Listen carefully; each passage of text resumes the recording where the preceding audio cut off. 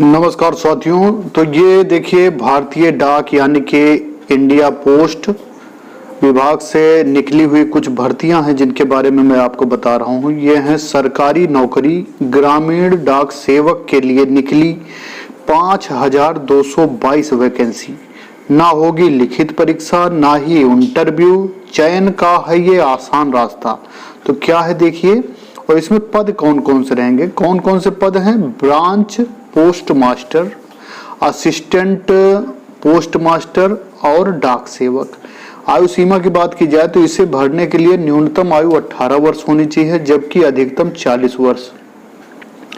आपको बता दें कि अधिकतम आयु सीमा में अनुसूचित जाति को 5 वर्ष की छूट दी जा रही है, जबकि ओबीसी को 3 साल, वहीं दिव्यांगों को 10 साल की छूट दी जाएगी।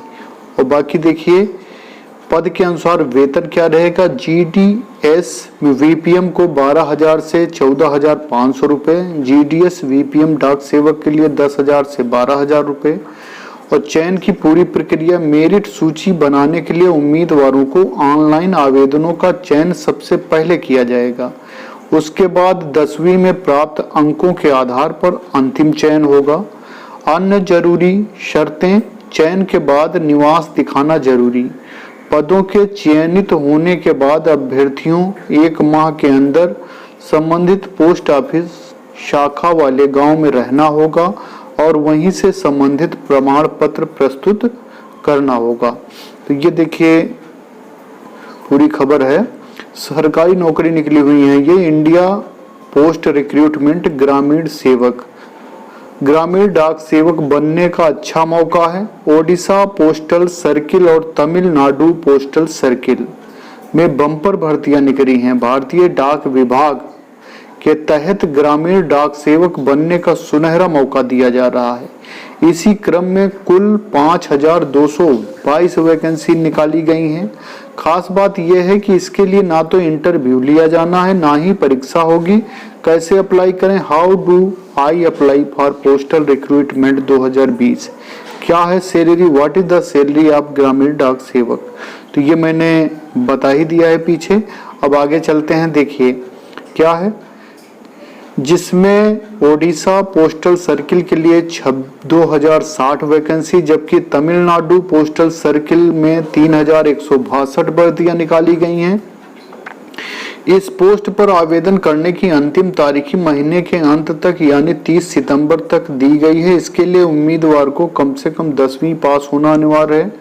उम्मीदवार जिन्हें इस पोस्ट के लिए आवेदन करना है उन्हें ऐप post.in GDS ऑनलाइन या indiapost.gov.in पर जाकर ऑनलाइन आवेदन करना होगा। खबरों की माने तो इसके लिए कोई लिखित परीक्षा नहीं ली जाएगी और ना ही किसी तरह का इंटरव्यू होना है। इसका चयन मेरिट के आधार पर होगा या 10वीं कक्षा में प्राप्त किए गए अंक के आधार पर होगा। आपको बता दें कि अगर कोई उम्मीदवार बीटेक होल्डर भी क्यों ना हो, उच्च शिक्षा के आधार पर कोई रियायत नहीं मिलेगी।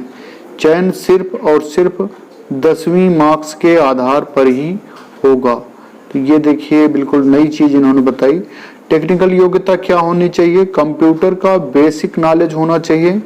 इससे संबंधित कंप्यूटर ट्रेनिंग सर्टिफिकेट भी जरूरी है। याद रहे यह सर्टिफिकेट मान्यता प्राप्त स्कूल या बोर्ड से ही होनी चाहिए। कम से कम 60 दिनों का बेसिक कोर्स होना चाहिए।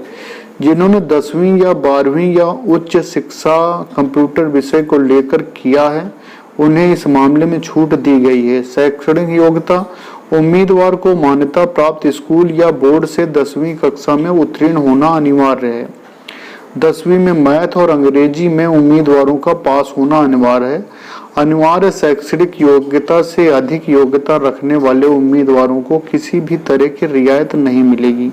उनका आकलन भी 10वीं के परिणाम पर ही होगा। स्थानीय भाषा की नॉलेज और 10वीं में इससे पास अनिवार्य है।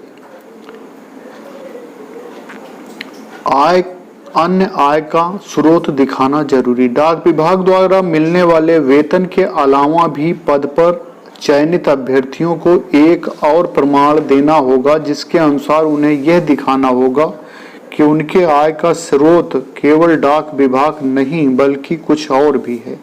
इस प्रमाण को भी उन्हें चयन के 30 दिनों के अंदर देना होगा।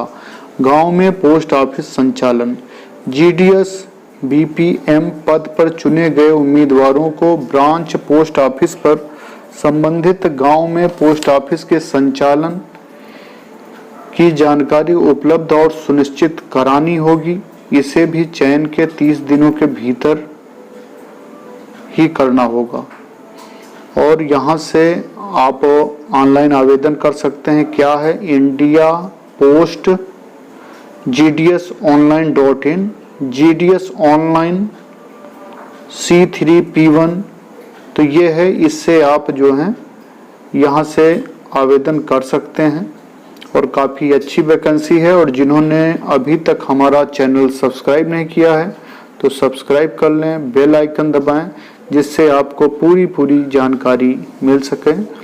बहुत बहुत धन्यवाद है आप सभी को। बहुत बहुत